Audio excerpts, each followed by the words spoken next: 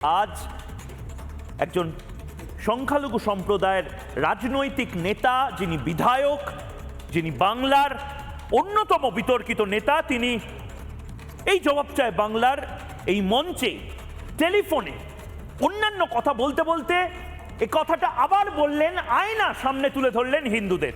হিন্দুরা যারা এই মুহূর্তে জবাব চায় বাংলা দেখছেন, আই এম সরি, সেই সমস্ত হিন্দু বাঙালিদের বলছি যারা এই মুহূর্তে ময়ূকের কথা শুনতে পাচ্ছেন, যারা নিজের রিমোটের সাউন্ডটা হয়তো এখন এই মুহূর্তে কম করছেন, কারণ এই শব্দগুলো আপনার কানে একটু জোরে লাগছে।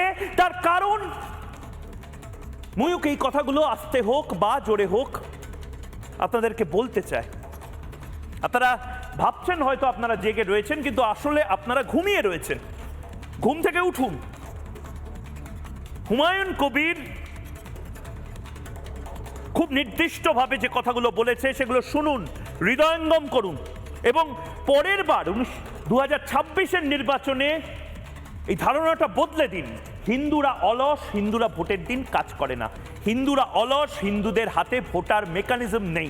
হিন্দুরা আসলে ভোট নিয়ন্ত্রণ বাংলায় করে না, ভোটের নিয়ন্ত্রণ করে মুসলিম সম্প্রদায়ের মানুষজন, এবং সেটা হিসেব দিয়ে হুমায়ুন কবির বলে দিয়েছেন। এবং সে কারণে মুসলিম সম্প্রদায়ের মধ্যে ভোট করার বা করানোর পার্সেন্টেজ বেশি।